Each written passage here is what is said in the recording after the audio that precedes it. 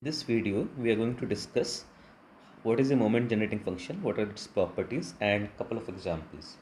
So, as we discussed earlier, raw moment and crude moment and central moment. So, as the name itself explains, moment generating function. So, it's a function that generates the moments. So, how do we use this moment generating function to generate the moments that we are going to see over here? So, first, I will write moment generating function as MGF. So, the MGF of a random variable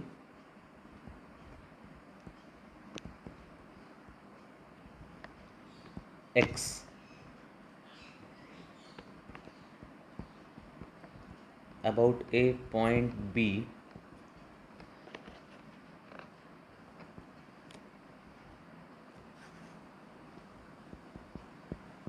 is given by, so it is written like this, MB of t, where B is the point, and for that it is written like,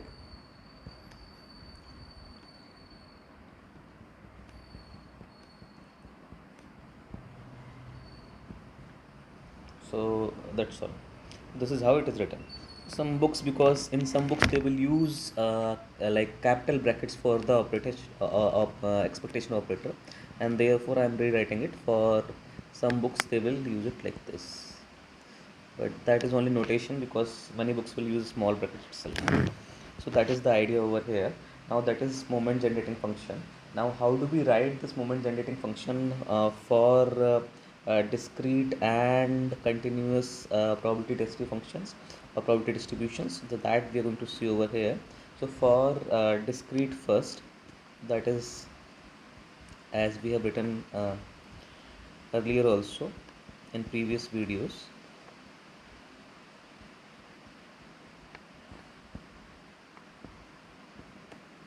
into pxi, and where pxi is nothing but the probability mass function. We have discussed it earlier. This is pmf, and this is for discrete, this is for discrete. And over here, if I want to write the same thing for continuous, that is minus infinity to infinity e power t into x minus b into fx into dx, where fx is nothing but probability density function, and this is the definition for continuous. So we have the definition for discrete and we have the definition for continuous over here, and this is how we define it. Now what is t over here? So t is over here, t is nothing but an auxiliary variable. So I will write t is auxiliary variable. So the concept of auxiliary variable in statistics, it comes over there. And if there is a variable which is not the variable of interest but is instead employed to improve the estimation of variable of interest, it is called an auxiliary variable. For example, over here my random variable over here is x, and the point about which I am going to take is b, and t is something which I am not interested, but it is going to help me to find the moments about point b for random variable x. So that's why t is called auxiliary variable over here. So how do I find, so can I find like this MBT for different points? That is, yes, very easy, like we did earlier also, like in moments. So it is, if I want M02, so there I have to put B is equal to 0. So I will have something like this. So that like this I can leave it over here, or maybe you can understand that same way like earlier. I will have all xi into e power t xi into pxi, that is for discrete, and same way minus infinity to infinity e power t x into fx into dx will be for continuous.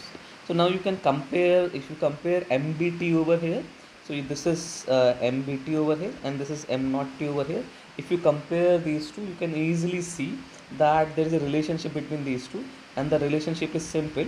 And the relation, again I will just show you once again these two. So you can see these two, and I will probably write the relationship over here, so that so you can see in both e power minus bt is something which I can take outside, because t is my auxiliary variable, and therefore it can be taken outside, and therefore I can write mbt will be nothing but e power minus bt into m0 t, because 0 is nothing but the origin. So I can write something like this, and that is the relationship between the mbt and m0 t. And therefore if I want to find central moment, as I discussed earlier, for central moment b will be equal to mu. And if b is equal to mu over here, I can write m mu t will be e power mu t into m naught t. That is how I can write over here. Now the idea is, we discussed earlier that we can use this mgf for generating different moments. So how do you use basically this mgf, moment genetic function, to generate different moments, that we are going to see now.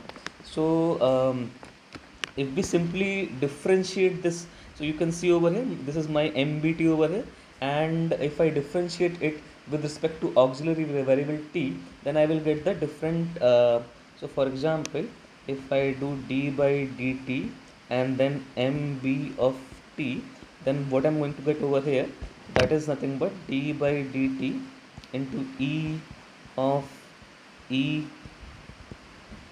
x minus b over here.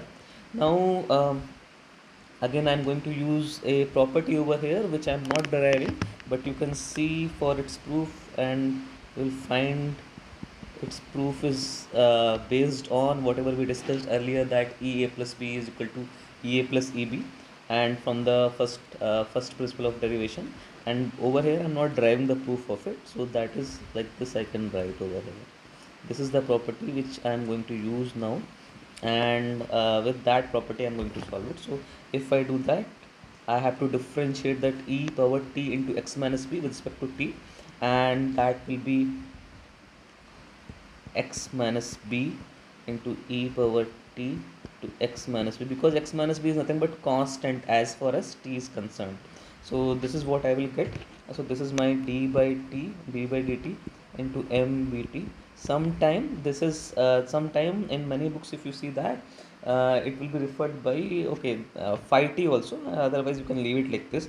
So if you find d by dt at mbt at t is equal to 0, at t is equal to 0, you can see that at t is equal to 0 what will happen, I will put t is equal to 0 over here, and that is into x minus b. So that is how, and you can see this is first moment about point b. And same way if I do d by dt, d square by dt square, and then mbt, again you can so you can, what will happen, you have this over here, I am differentiating this once again. So you will have e into x minus b whole square into e power t into x minus b. And if you do that, so if you find d square by dt square mbt at t is equal to 0, can easily see that that is nothing but something like this. That is the second moment about the point b over here. Now it should be clear from here that if I want to find out raw moments, I have to differentiate this m naught t. So whatever this m naught t I have, I can simply differentiate m naught t, and I will get this raw moment. And if I want to find central moment, I can differentiate this m mu t. Or otherwise there is a second method, that I can find all the raw moments, and I know the relationship between the raw moment and central moment. We have discussed this in our previous video, what is the relationship between raw moment and central moment. So we can find all the raw moments, and then we can use those relationships to find central moment. So let's see, can we see one example over here, that how to basically use this for the case of, let's say, some Poisson distribution over here. Let's see. So for actually it is called Poisson. So for Poisson, distribution, I can write that is the probability. So first of all, I'm hoping that you are aware that Poisson distribution is a discrete random variable distribution, and which is given by the probability mass function for it is given by this expression. This I am assuming that you are aware. So if you are not aware, please see the corresponding literature so that you can be aware of it. Now over here, lambda is nothing but it is expected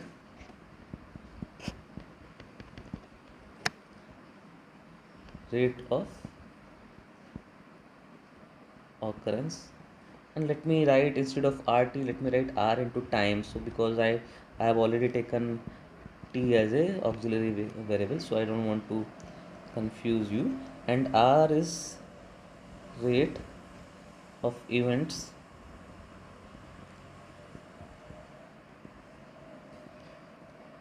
per unit time.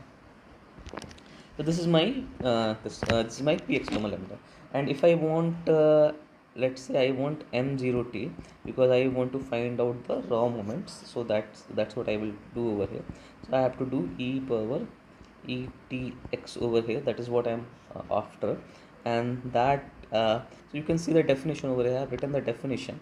So this is the definition over here, all xi. So you can see this one I'm talking about, because it is a discrete random variable, and since it is a discrete random variable, this is the definition I'm going to use. So all xi e power txi into pxi. So let's use it. All xi e power txi into pxi. That is what I'm using. And so if I put the, so I can write summation I is equal to 0 to infinity over here, and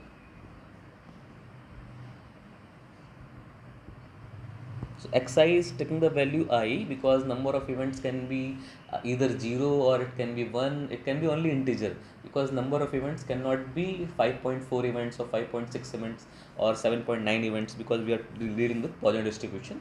Over here the number of events can be only integral, and therefore xi can take value of I, and that's what I have done over here. And then so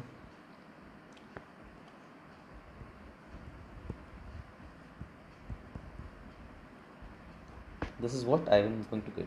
Now if you see over here, I can write over here, I can take e power minus lambda outside, and then I will have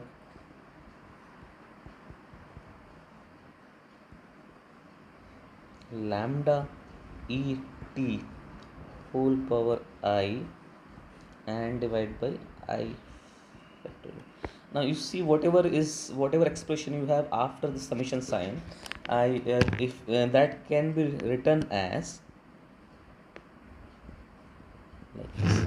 Now if I write it like this, I can write that m0t is nothing but exponential lambda, and inside the bracket let me write like this. So that is e power t minus is over here minus 1. Now so I have got this m naught t.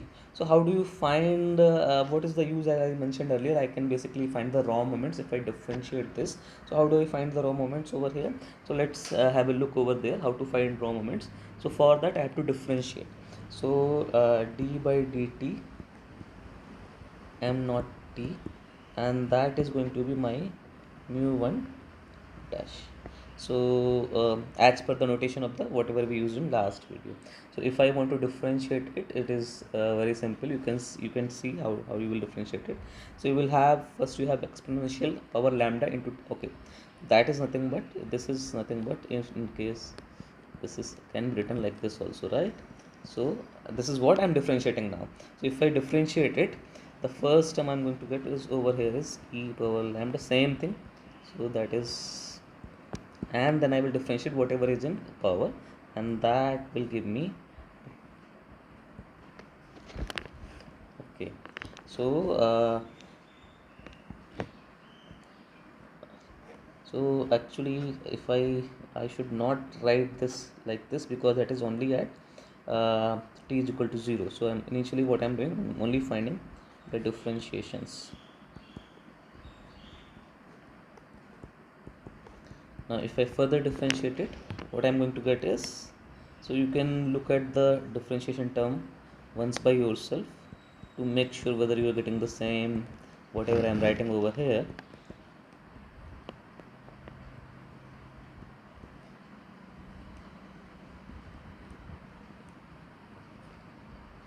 This is what you are going to get. Now as I mentioned that mu1 dash is d by dt m naught t at t is equal to 0. Now if I put t is equal to 0 over here, this term will become 1, and inside this you will have 0, that is nothing but 1. So this is e power t will be 1, 1 minus 1 will be 0, and then lambda into 0 will be 0, e power 0 will be 1. So I am going to get e power 0 into e power lambda e power 0 minus 1. That is, you can see over here, that will come out to be lambda. Let me simply write that, and then if I find this, so that is t square by dt square uh, not t at t is equal to 0. Again same way, if I do, you can see the first term is very clear that it is nothing but same like earlier, it is nothing but lambda over here, and second term is also very clear because it is lambda square over here, and remaining thing will become 1. So I have this. So this is what I have got. So first raw moment I have got mu1 dash, and second raw moment I have got mu2 dash. And now if I want the second central moment, which is nothing but the, so if you recall earlier we have discussed that okay, so we have discussed that mu1 dash is mu, that is the property. The first raw moment is nothing but the mean of the distribution, mean of the probability mass function over here, and that comes out to be lambda, and therefore the mean of this Poisson distribution is nothing but lambda. Now finding the variance, I can write it like this also. This relationship was shown in the previous video. That is nothing but, you may have seen it in other form. So what is the other form is more recognizable, and therefore I'm writing it over here. So that is, this is the other form, which is kind of, you may see very often in the books everywhere, but these two are same. I'm just writing e of x is mu1 dash, ex square is mu2 dash, and that's what I'm doing over here. So mu2 is nothing but lambda plus lambda square minus lambda square, or you will get lambda. So you see over here that for Poisson distribution, variance and mean are lambda. So that is how we can use Poisson distribution to generate different moment generating function. That's the overall idea. Now how do you use how do you basically what are a couple of its property, and how do you make use of these properties, that we are going to see over here. So let me do a important property, and then I will do its example. There is an important property of MGF.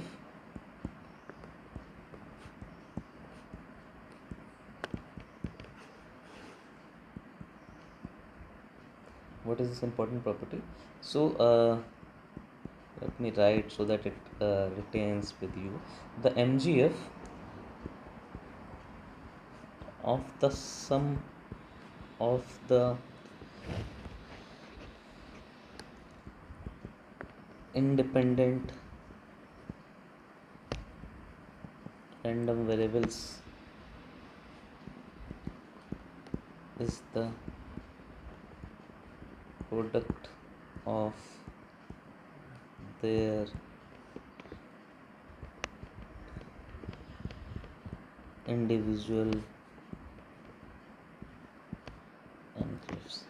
What does it mean? So it means that, so okay, let me use another notation so that okay, let me say that like this.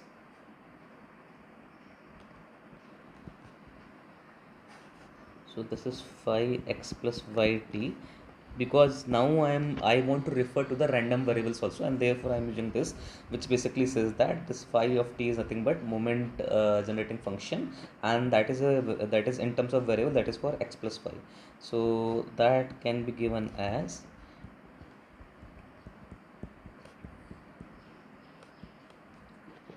ETF. So for simplicity, we are doing only the zero, like M0T we are talking about over here. So this I can write as,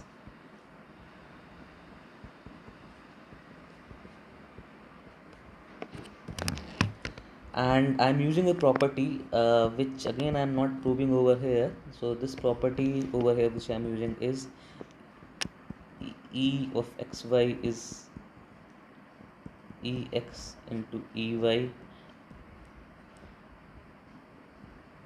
only if x and y are independent of each other.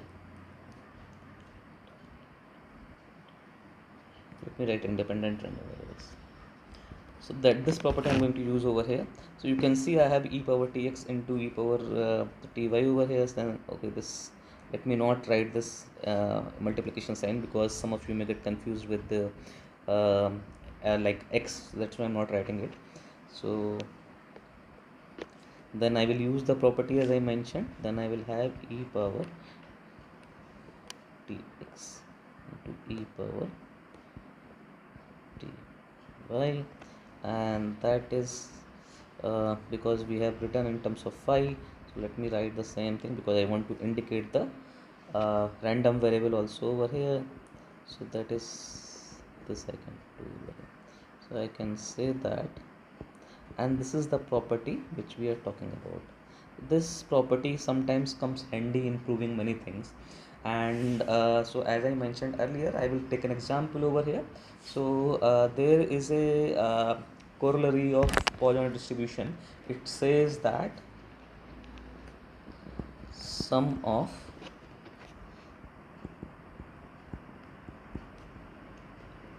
independent Poisson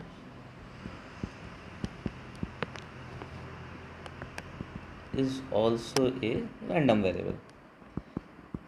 So what does it mean? It means that if I have x1 and x2, which are two random variables, and these two random variables have respective means, they are distributed as Poisson distribution, and their means are lambda 1 and lambda 2. So we have just now seen that the mean for this will be lambda 1, and like mean will be lambda, and that is nothing but the expected rate, and lambda 1 and lambda 2 is the mean.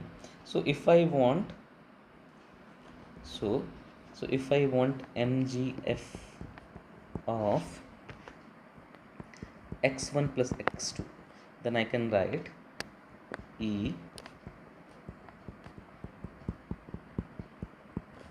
x1 plus x2, and that will be nothing but E tx1 into E tx2, like this. Then I can write it. Now I know that from earlier I have written this over here. Okay, see this, what is e power tx? Yeah, this is what I am talking about. So this is what I have got an expression over here. So I will write this in terms of lambda 1 and et. So this I can do over here, and you see the tx1, because for x1 variable it's lambda 1, and therefore I can write e p and then lambda 1 into e power t minus 1, and then I can write exp into lambda 2 into e power t minus 1, like this I can write. So if you see, I can write it like exp lambda 1 plus lambda 2 into e power t minus 1. Okay, so which is nothing but, what is this final function we have got? So it is a moment generating function. So this one is a moment generating function of a Poisson random variable with mean lambda 1 plus lambda 2. So we found basically MGF of x1 plus x2, which comes about which basically initially I did not assume anything over here.